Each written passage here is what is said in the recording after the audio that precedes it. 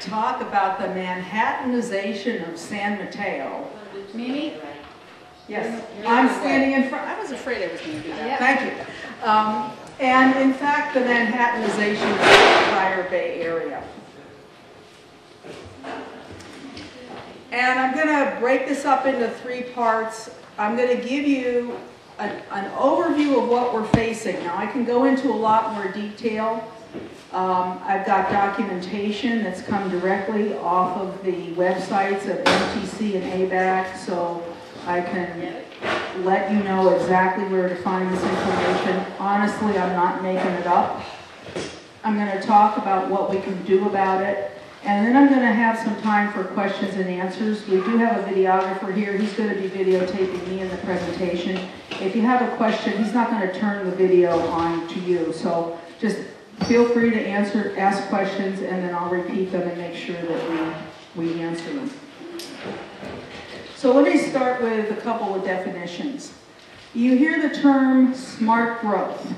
Smart growth is an urban planning and transportation theory that concentrates growth in compact, walkable urban centers to avoid sprawl, and it advocates compact, transit-oriented, walkable, bike-friendly land use, including neighborhood schools, complete streets, and mixed-use development with a range of housing choices.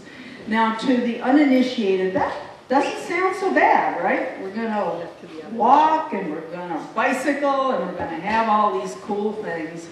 But in order to achieve that, you have to have some pretty draconian planning going on, because the free market, quite frankly, doesn't support these concepts. The other concept you need to know about is a concept called sustainable development. And these are all code words. I have in my handout, I have a list of words for you that you'll find thrown around when you go to these meetings. Sustainable development and sustainable community strategies are 2 very important concepts and words that you'll run into. And sustainable development is development that meets the needs of the present without compromising the ability of future generations to meet their own needs. And that sounds really cool. I mean, that sounds like something we want to do. We want to preserve, we want to be good stewards of the environment. We want to husband our resources. We don't want to trash the planet. We want to make sure that there are things in the future for our children and our grandchildren. The problem is the way sustainable development and sustainable community strategies are used in the planning environment is really coming from a philosophy of scarcity and austerity. Because their philosophy is, we know what future generations are going to need, so we, the government, will be able to plan for that, and we'll make all of those decisions. So it's also coming from a philosophy of scarcity and austerity, like there's never going to be enough to go around.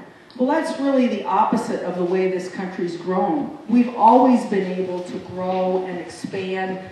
People that are farming now are less than, I don't know, 1/10 of the people that were farming hundreds of years ago, because the technology's changed, we've improved how we deal with seeds, and all kinds of fantastic things have come about. So this is really a very negative look at the future. And in order to effect this, you have to have control and you have to have planning. Who is in control and who is doing the planning? And that's really the key question. So if any of you live over in the East Bay, which I do, you'll see signs along 580. And this is really cool. And there's a story behind this, and I'll tell that later if we have time. But this one is Stop One Bay Area. This one says huge plans that will affect you in the future. Stack and pack projects and gridlock, relocation of people from rural to urban areas, cities and counties dissolve into regions. These are all very true statements about Plan Bay Area. Now what's really interesting is Lisa wrote something about Plan Bay Area apparently in a San Mateo journal, and she got a posting back saying Plan Bay Area is a bottoms-up plan that reflects locally approved land use policies. It does not mandate any changes to local zoning, general plans, or project review. The region's cities, towns, and counties maintain control over all land use decisions. Plan Bay Area encourages planning for future housing while investing in the region's transportation network so that it can support our region in the future. Yeah. So we'll come back to that. I just wanted to throw that out because that's what you will hear if you go to any of these meetings. And that's what's being promoted by the disingenuous bureaucrats. So Plan Bay Area, what is it? It is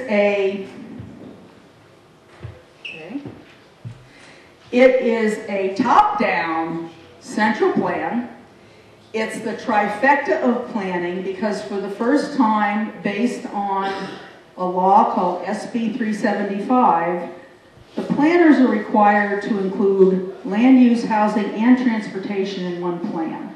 So what used to be done at the local level primarily, especially the land use planning and the housing planning, has now been bumped up to an unelected group of individuals, and we'll go over that as we go through this. Now, the interesting thing about Plan Bay Area is the state dictates the housing.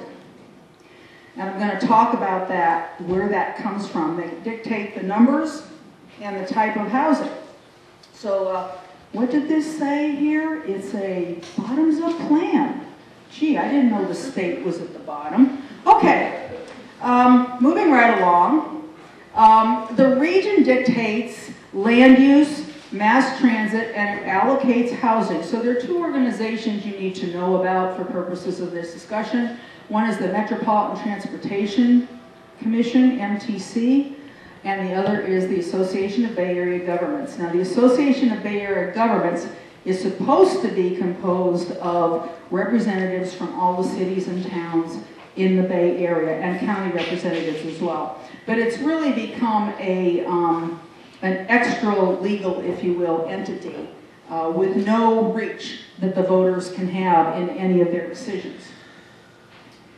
And then the cities offer up areas for high-density housing. So here's another acronym you need to understand. It's called PDA, Priority Development Areas. And these are areas that are designated for high-density housing. Now, if you ask, again, MTC and ABAG, they'll say, well, hey, the cities volunteer these things. Well, you know, I volunteered my wallet when somebody held a gun to my head. That's really what we're talking about here, in terms of volunteering. So there was an article a couple years ago, California declares war on suburbia, and this is really what's happening. They don't like sprawl. Sprawl, by definition, really is suburbia, but they have to use these very negative terms to kind of force people's thinking into, gee, we love high-density housing, we love high-density housing. The fact is, even though they say millennials do not want single-family homes, that is a misstatement of fact. Once people are old enough to have families, they want single-family homes. Under the Sustainable Community Strategy, again, this is the code word that we talked about earlier, Sustainable Community Strategies, only 3% of housing can be beyond the urban fringe. And it has to be 20-acre lots or over. So who's that for? Very rich people, right? So the average person that in the past could afford a single-family home is no longer going to be able to afford a single-family home in the Bay Area, which we know about already, but that's a whole other story. And 2/3 of the housing planned in Plan Bay Area is multifamily housing for the next 25 years. So the whole purpose behind Plan Bay Area, as Leonard said earlier, is theoretically to reduce carbon emissions because we don't want to hurt the planet. Well, none of us want to hurt the planet. There's an issue of whether or not global warming exists. We could have that argument, but let's say for purposes of discussion that global warming is a problem and we do need to reduce CO2 emissions. Well, what happens when you look at the purpose of Plan Bay Area to reduce CO2 emissions? And I gotta use this little thing here. This is a video that was done by For the Record. It's kind of like a 60 Minutes news program. Supporters of Plan Bay Area acknowledge the goal of lower emissions is being met without redesigning entire communities. But they say the law is also about better government. Whether it's intended or not, it may have been greenhouse gases or other things that motivated SB 375. What has resulted is in a very collaborative plan between local government and the region. Opponents of SB 375 and Plan Bay Area say this is another attempt at manipulating society through social engineering. From an engineer's perspective, well, yeah, that makes sense, you know, so, yeah. And so just, maybe it's social engineering, but it's the good kind of engineering. Yeah. So what he said was, it may be social engineering, but it's the good kind of engineering. So I have to ask you, what's really going on here? If the purpose of the plan is to reduce CO2 emissions, and we've already shown that CO2 emissions, because of technology, you know, better gas mileage, electric cars, all of the things that might be coming in the future that we can't even envision, you know, natural gas, all kinds of things that might be coming in the future, they don't take into account any of that stuff.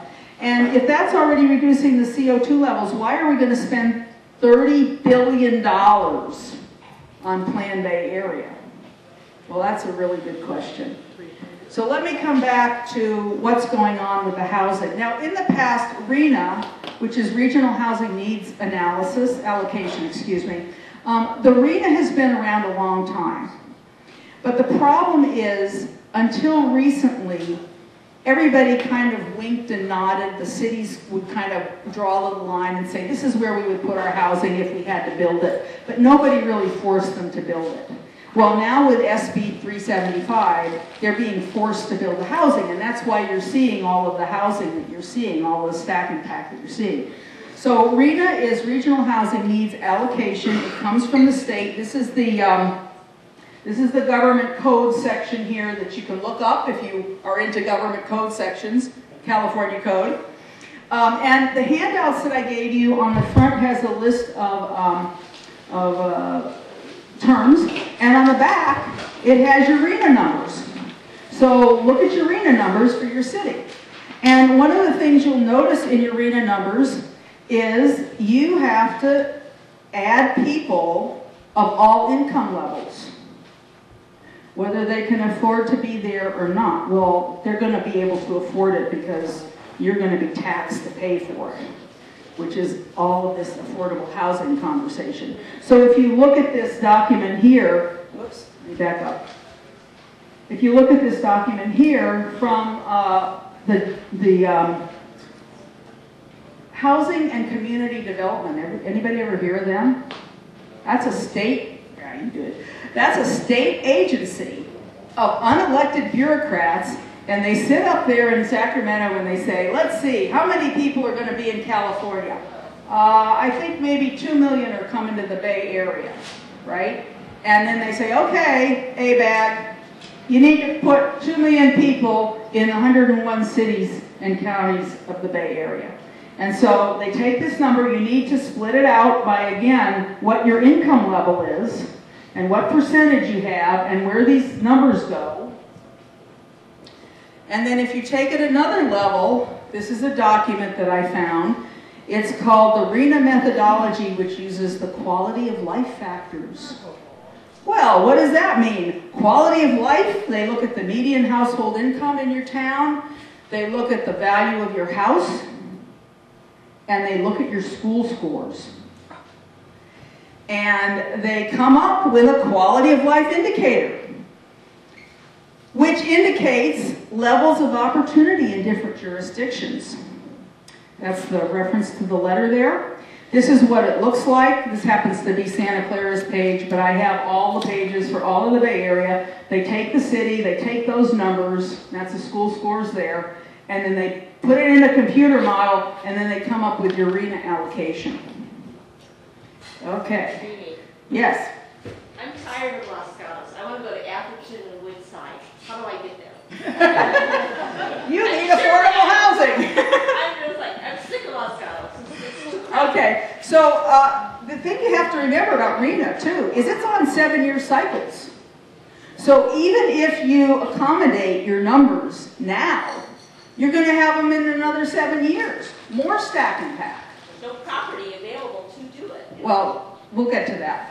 And let me get to the issue here of what's the real agenda of ABAG and MTC. They have a document, their executive director wrote a document, and he said these alternatives for the priority development areas, remember I said the high density housing areas, near transportation, another term is TOD, transit-oriented development. So these PDAs are the framework that has a strong emphasis on social equity. And so this methodology has the 175% income redistribution. Somebody doesn't know math, but we'll just talk about the income redistribution. And it's the primary means. This housing allocation is the primary means by which social equity is built into land use scenarios. Why are we doing this? Social equity. Doesn't that mean that all neighborhoods will become shitty neighborhoods?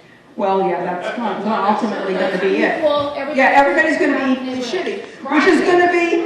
Sorry, I shouldn't have said that word, Carol. You make me. I'm sorry. You make me say bad words. Here's a slide that actually came from one of the ABAG MTC meetings. There's some crazy people like me and Jim that go to these meetings.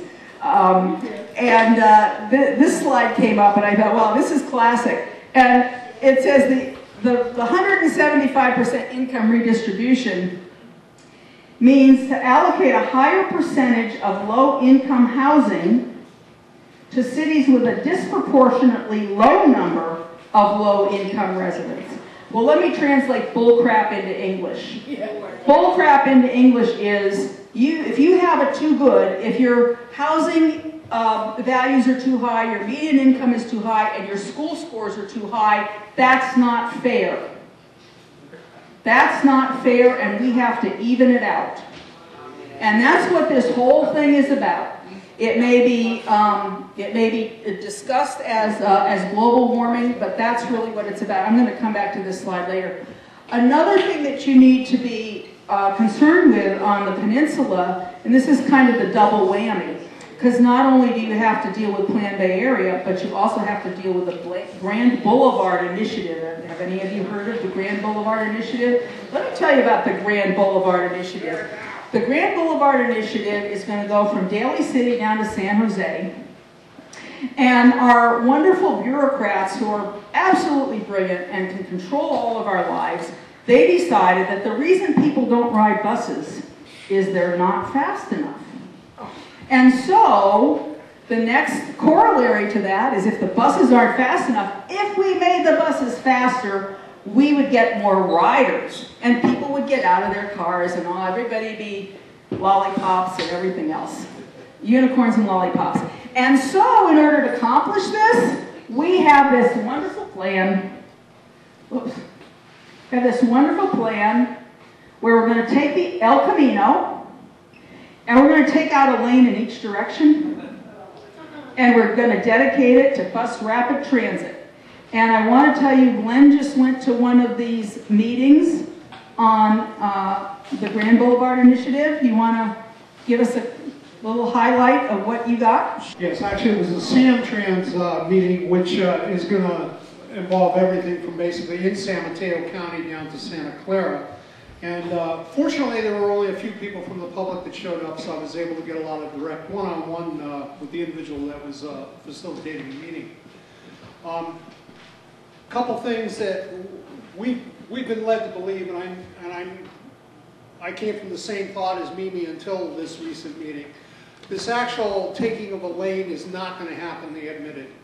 What is going to happen is those sections of El Camino, and I think here in the immediate area, from about Hillsdale, the start of Hillsdale Mall, all the way up to about 3rd Avenue, where El Camino is 3 lanes, they're going to co-opt one of those 3 lanes. So this is only going to actually be taking place where there's 3 lanes on El Camino. They finally came to the awareness that there'd be a public uproar if they actually tried to take away 1 lane on El Camino.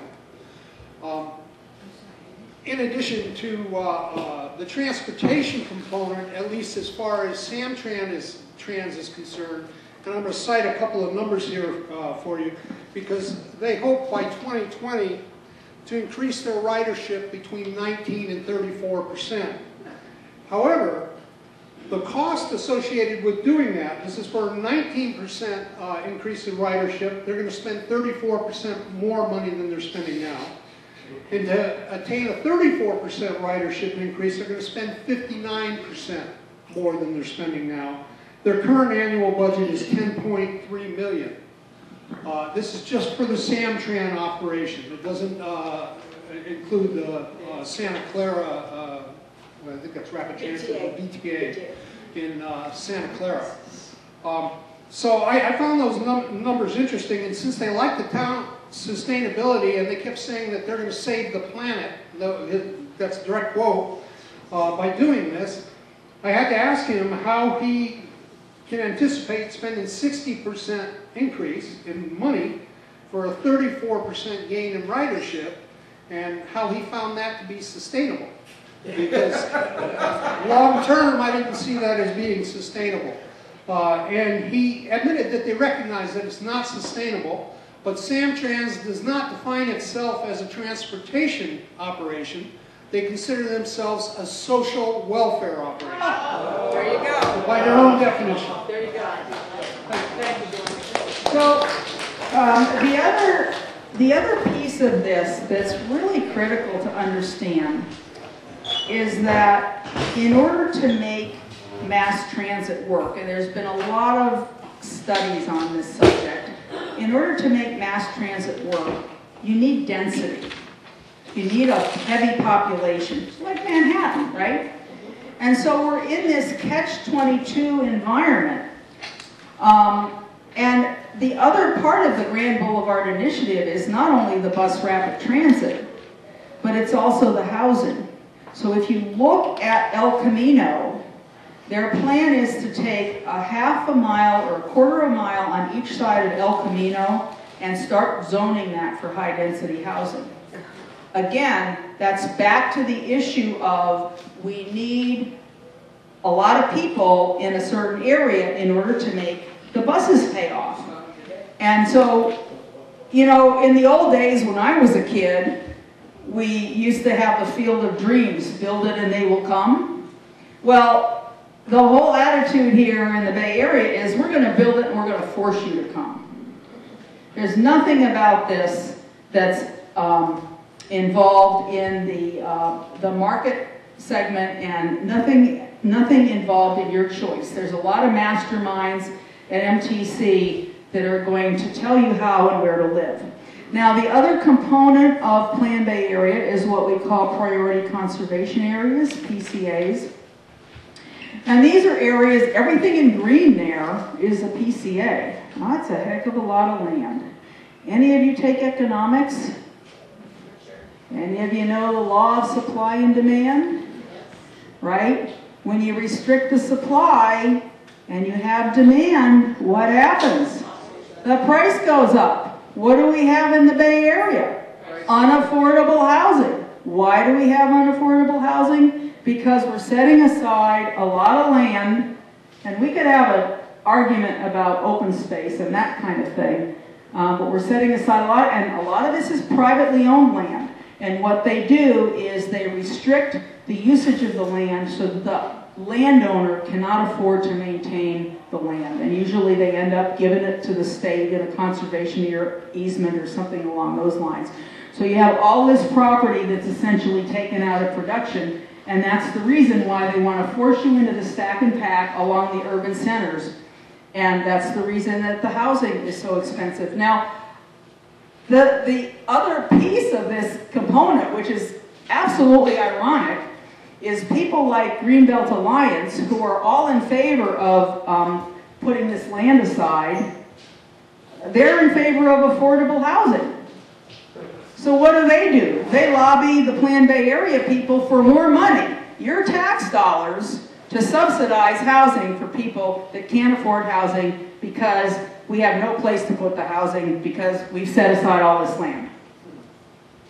So this is really the new paradigm about property and property development.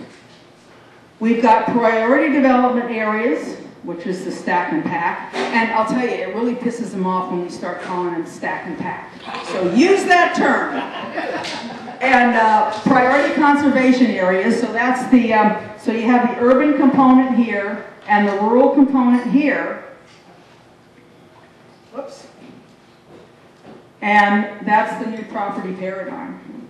There's nothing in this model that has anything to do with the free market or private property interests. Really? Yeah. It really does not solve low cost housing. Yeah, that's people to get into these still need relatively high income to get into them. yeah, you know, solve the problem. That's an interesting point. I live over in the East Bay, and there's a bunch of new units that they're putting up right by the BART station in Dublin. And I went to one of those units, and they're right on top of each other. There's no yard. This is the new development paradigm, if you've seen it. You know, these units that you just drive into the garage, and there's no front yard, no backyard, and the house may be 2 or 3 stories tall. Those units in Dublin are going for $750,000 each. And they're right by the BART, and you gotta say, boy, that developer's making a heck of a lot of money off of that. All those, almost $1 million for each of those units. How affordable is that? Yeah, how affordable is that? So, Can I ask you to go back to the wildland, the previous slide, and expound on the wildlands project now? well, yeah, so I could do a whole conversation about that, but the bottom line is that there was a proposal sent to Congress several years ago called the Wildlands Project, and it was just about, it was a treaty, and it was just about to pass in Congress, and one of the people that had been studying this for a long time, he took the document and he made a map, and everything in green is where the people are supposed to be. There's not a lot of green on that map, folks. Most of it is red and yellow. So the red is restricted areas where you're not allowed to go, and the yellow is kind of transition areas where maybe you can go a little bit. But that's part of this whole open space thing. The whole idea is get people off of rural properties and get them into high-density housing near mass transit. And don't this is a coast-to-coast problem. Yeah, it's all across the country. So we just happen to be a couple years ahead of everybody else, but I'm in contact with people all over the country. There's a plan in Minneapolis called Thrive 2050. There's one in Florida called the 750 plan. That's 7 counties over 50 years. Ours is 9 counties over 25 years. Anyway, back to this affordable housing issue and open space. Harvard did a study, and the purpose of the study was to find out, is there an affordable housing crisis in the United States? And the answer was no, the problem is zoning and other land use controls. And when you look at the Bay Area, right now, 1/4 of the Bay Area has already been designated as open space. And they want a lot more. I know some people that have property up in Sonoma. Their property was put in a priority conservation area without their knowledge. Meaning no housing. A lot of what happens is that the people will, you know, the owners of the property, all of a sudden, somebody is writing a grant to take their property from them. It's really very disgusting. That means So here are the implications. And I want you to think about this, because a lot of times people get sucked into this idea of a sustainable community, or, you know, it sounds nice to have a livable, walkable area where I can bike, but do you really want to restrict your life to 5 or 10 miles? Do you really want to take public transit to a doctor appointment? Do you want to take your kids with the soccer moms and load them up in a bus and go to the soccer field? So, you know, and somebody was talking earlier about outreach. I've got this really cool cartoon that a friend of mine drew, and it's called Sustainable Soccer Mom. And the top part of the cartoon is this lady loading all the stuff in the SUV and putting her kids in, and you know, she's getting ready to go off to soccer. And then the bottom part of the cartoon is the nightmare soccer mom, and she's trying to put the kids and all of the stuff onto a bicycle with one of those little trailer things behind it. You know, if you made a flyer like that and took it to some of those soccer moms, I bet you'd get a lot of interest, right? So it's all in how you approach it. So living close to work. Now, back in the olden days, a lot of us had a job with a company and you got a gold watch. That doesn't exist anymore. And these bureaucrats are trying to make what they call a jobs housing connection so that you live close to where you work. I'm in high tech. I've changed jobs probably more than I have fingers on my hands, more than I want to admit. That's very common in this industry, and I cannot live close to where I work. But that's the objective of this. So how are they going to do that? The only way you can do that is through force. You can't do that through free market principles. You want to do all your shopping on the first floor? How many of you like to go to Costco? Why do you go to Costco? It's cheaper than going to a boutique shop. But what they want to do is they want to put you in a stack and pack with shopping on the first floor, and that's where you're going to do your shopping. There's a lot of talk, and I have the documentation. They have meetings all around the Bay Area. What are we going to do about parking? How are we going to charge for it? How are we going to make it more difficult? Because the ultimate objective is to get people out of their cars. The other thing that never comes up when they're doing these plans is what happens to your community when they put all these people in your community. Because a lot of your city council people get sucked into this stuff about, well, we get a grant. Hey, that's free money. Well, you know, you're adults, there's no free lunch. And generally what happens is these plans always come with strings, these grants always come with strings attached to them, and there is no money in these strings for the additional cost to your schools, your fire, your police, the infrastructure upgrades that it's going to require in your town in order to accommodate, like the sewers. What happens when they put a stack and pack in your town? What happens to the sewer system? Who's going to pay for that? And then finally, something again that a lot of people never consider is what happens to the demographics in your town, the voting demographics. We had a situation over in my area a couple years ago where everybody in the area voted against a proposition to raise taxes for mass transit, except this one little section that had a whole bunch of high-density housing people that weren't going to be paying the taxes anyway. So just think about your town and the voting once all of these additional people are added into your space. So lest you think I'm making this up, I'd like to show you something that we experienced at one of these ABAG meetings. Now, the point I want to make with this is not only what this woman is saying and her attitude, but the point I want to make is the people that want this show up at the meetings, and the people that are going to end up paying for it, which is everybody in this room, are not there. And don't know about it. And don't know about it, yes. And a lot of times, what's a politician going to do when they see this in their face? They're going to go with the people that show up. So here we go. Hold on to your seatbelts.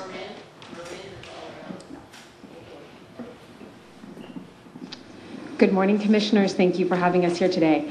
My name is Gloria Bruce. I'm Deputy Director of East Bay Housing Organizations. I'm also a proud member of the Six Winds Network. Six Winds folks, hold your signs up high. I know there's a lot of us in the room. We want local transit, and we want affordable housing everywhere we need it, and we want protections against displacement. Those are three of the simple changes from the Environment, Equity, and Jobs scenario, which your own EIR proved was the environmentally superior alternative, 3 changes that can make a huge difference in making this plan the forward-thinking blueprint that we all know that it can be. You can hear folks come up and say that affordable housing literally saved their lives. You can hear folks, we heard a youth the other day saying that without more funding for local transit, she often just missed school, not because she didn't want to learn, because there wasn't a bus to get her there. And let me just say in closing, I am lucky. I have a good home in Oakland close to transit, and I'm in the minority on that, and I need affordable housing because I need a place to live when I get older. I need a place for my son to live when he gets older, and I don't want all of us to be caught in traffic because we all live 2 hours from our jobs. So thank you for taking the EEJ considerations into account. Rafa, and then Mike, is it... Like that? These people are all over these meetings. There are a lot of organizations that benefit from these plans. Yeah, who pays them to go there? We do. Yeah, I know. Okay, and really, the reason this has gone along as long as it has, and I understand what the situation is. I have a full-time job. We all have lives to live, and we all have obligations, and the people that are showing up at these meetings are paid to show up at these meetings, a lot of times with your tax dollars in one way or another. But they're counting on your apathy, they're counting on your ignorance, and they're also counting on isolation, because what happens is if you go to these meetings and you go with just 1 or 2 people, it's pretty overwhelming. Most of the people there are on the other side. Maybe what's the cartoon say? It says that, regionalism and globalism, let's just give tyranny a chance. All we are saying is give tyranny a chance. Yes, thank you. So I could go on and on about this, and I can answer your questions in depth if you have any additional questions. I have all of the documentation here with the letters from MTC and ABAG and how they calculate the housing allowance. But I really want to focus on how we win, and then maybe have questions and answers and a discussion with you guys about what we can do to fight this. So the first thing is, there's been a game going on, and we're not even on the playing field, folks. You've got all of these bureaucrats and all of these NGOs having a great old time spending your money, planning to spend your money on these plans. So the first thing is you got to be aware of it, and you have to get on the field. Government goes to those who show up. That's one of the main lessons I've learned about this. And there aren't any silver bullets. It's not like one meeting. This has got to be a dedicated effort, and you've got to get out there. Now, I will say that where you really leverage is locally. You really have to leverage with your city council and your mayor. Because what ends up happening is these people are getting whispers in their ears from the American Planning Association. The American Planning Association is all in for this high-density housing stack and pack near mass transit, so that's what they recommend to your mayor and city council. And a lot of these people are told, we have to do this, contrary to what was said in this letter here that said Plan Bay Area was a bottom-up plan. So I just want to show you a really fantastic phenomenon that happened. When I first learned about this plan, a friend and I went all around the Bay Area to, attended at that time to be mostly conservative groups. They were the only ones that really were interested. And we gave them a tactical training seminar on what Plan Bay Area was and what they could do about it. And along the way, we ran into some people from Marin who happened to be on the non-conservative side, and they started realizing what was happening in their county, and they got upset.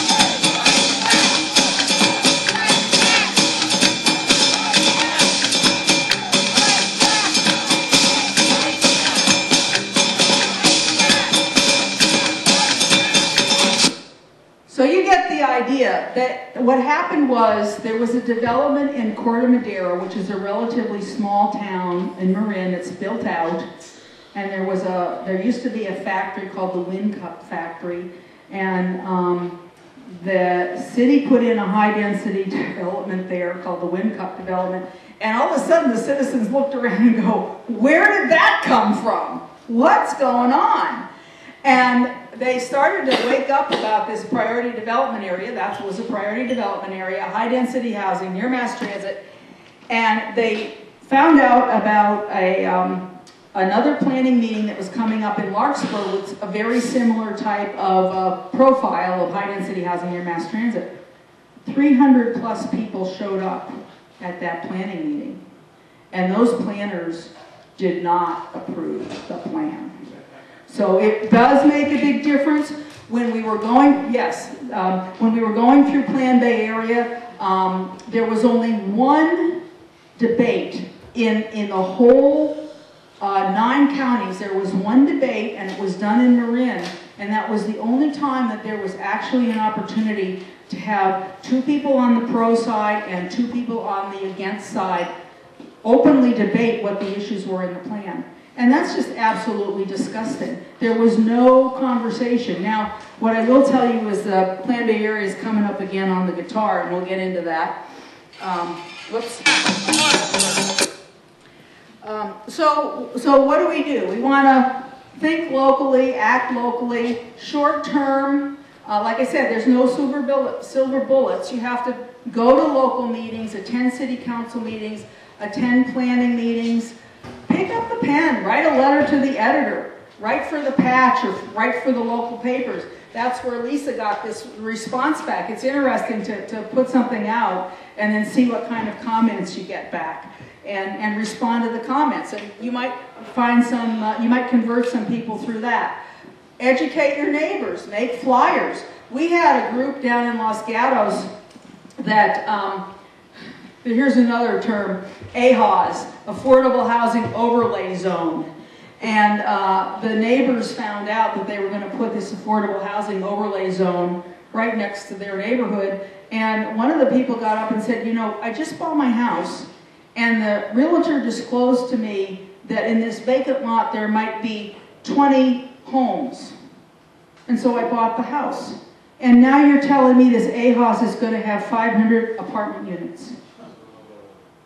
You know, so a lot of that is educate your neighbors. And believe me, the city council, the planners do not want you to know about this stuff. And in fact, in one town, somebody was telling me they only have to tell people within 300 feet of a development that there's going to be a development. Well, hey, it impacts the whole town. You know, it impacts your schools, it impacts everything. So you have to get on the ball and start talking to these people. Make flyers, go out and talk to your neighbors.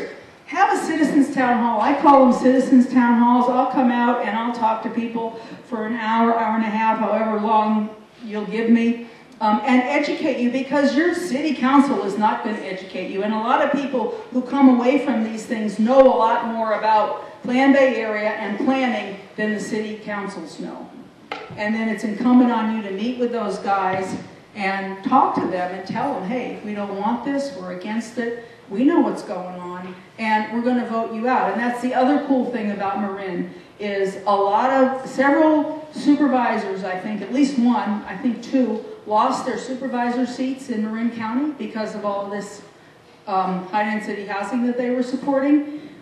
Several city council members lost their seats. So you can do it. You just have to get organized and get out there. So why do the cities feel compelled to do this?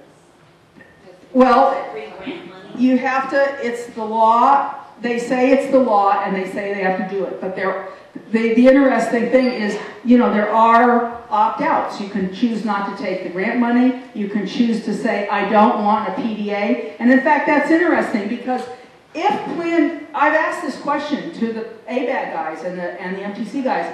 If Plan Bay Area is a voluntary, bottom-up plan, and my city doesn't want this housing, then I don't have to have it, right? You know, put them in that kind of, ask those kind of questions. So, hold on, Bonnie. Coalition of citizen groups and towns. So what's going to happen is that I think that the main beneficiaries of Plan Bay Area are San Francisco, Oakland, and San Jose. They're the big gorillas in the area. They've got more people on the executive ABAG board. They're driving all of these decisions, and they're forcing the small towns into this. So I think the solution, part of the solution to the problem, is to get a coalition of small towns together and start sharing information and fighting this and coming up with ways that we're going to attack this. On a longer term basis, we need to challenge this housing element. We need to repeal the RENA. We need to recall city officials and county supervisors. When you are talking to people and they're running for election, what's your position on smart growth? What's your position on Plan Bay Area?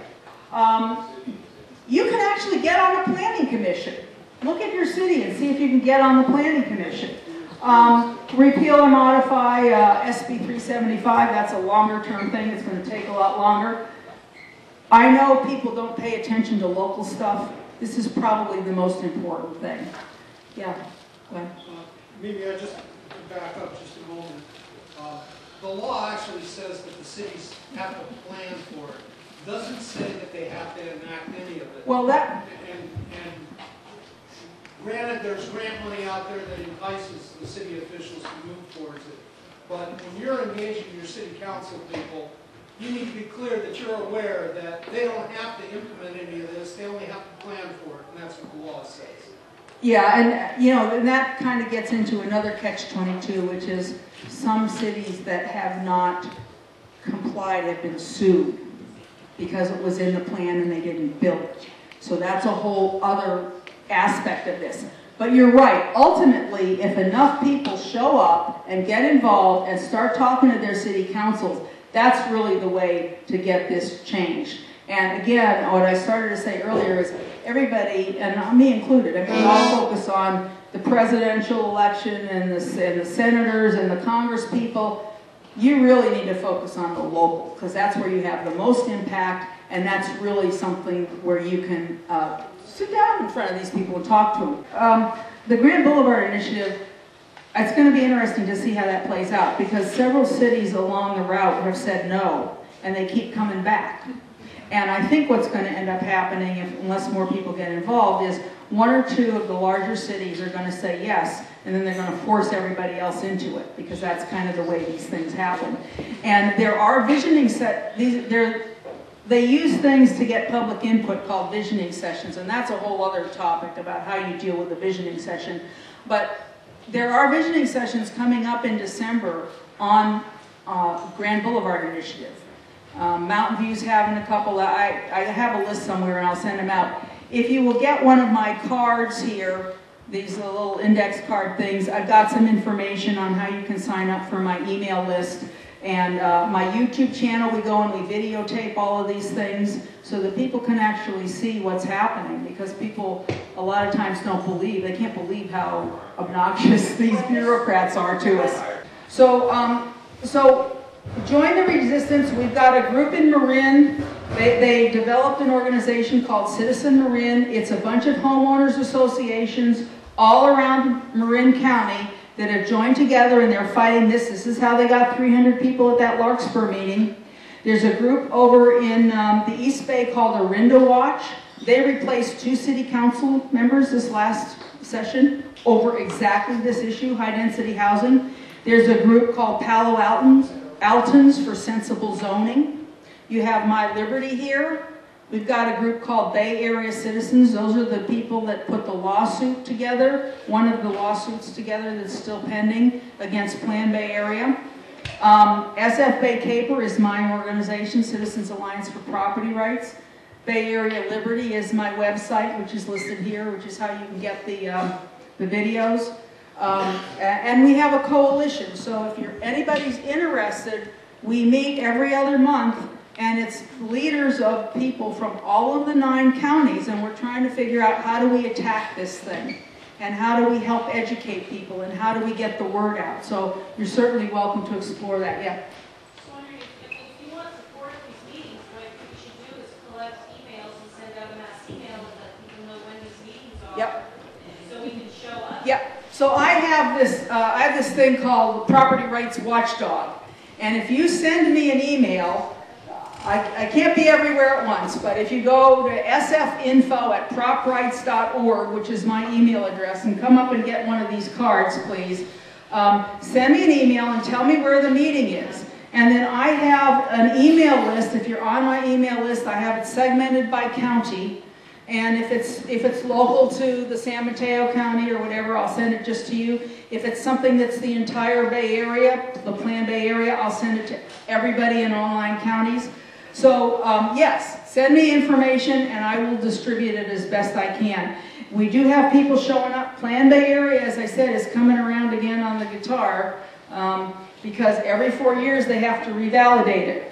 So the next cycle is 2017. So we have an opportunity now to start fighting this, and they're going through a process. There we go, Plan Bay Area. By the way, your tax money paid for this thing, so call them up and get a copy. You can get a copy. You can also see over there, well, the bottom one is the first maps we got. The top one is the latest maps. And then those little squares over there, I call them the toolbox of tyranny. Those are the policy things they're going to use to direct you by zoning and by road pricing. They're going to herd all of us little sheeple into the way they want us to live, according to them. So this was approved in July 2013 was first approved, and actually the irony is it was approved on the day that Detroit went bankrupt. There was a certain je ne sais quoi about that. It's got to be reviewed in 2017. They have visioning sessions. They have a public participation plan. That plan is out right now. The comments are due in January. If you get on my email list, you will get an email telling you where to go to make comments.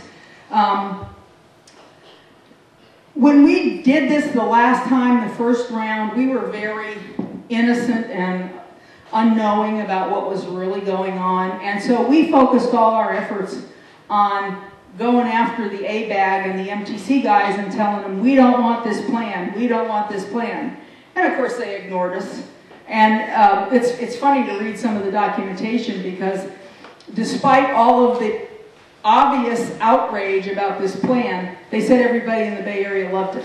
So, so our strategy, look, if I knew then what I know now, what I would have done was I would have started really early, laying the groundwork, as Linda was saying, laying the groundwork with your city council and your mayor about what's happening. Because a lot of times they just say, well, we don't have to worry about Plan Bay Area. It's not any of our business. It's at the region. It is your business. You are going to be impacted on it. And what we would like to do is ultimately force them into having a vote of the people. Yeah. And then a vote of the General Assembly. So I'll just I'll leave it there. I'll answer any questions you have. I think the other thing I want to just really go back to quickly is that I had a chart here earlier that showed the composition of joint powers authorities. And joint powers authorities are what's doing all of this to us.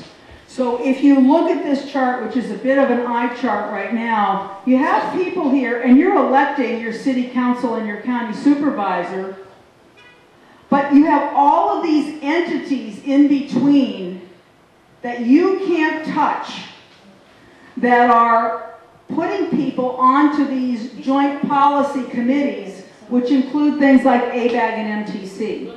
So essentially we have a group of unelected people at a very high level making decisions and policies that affect you, and you cannot touch them. Plus So they're paid big bucks to be on these boards. Pardon? Plus they're paid big bucks. Yeah, they're paid big bucks, and they control a lot, and they have no responsibility from the voter. We gotta go.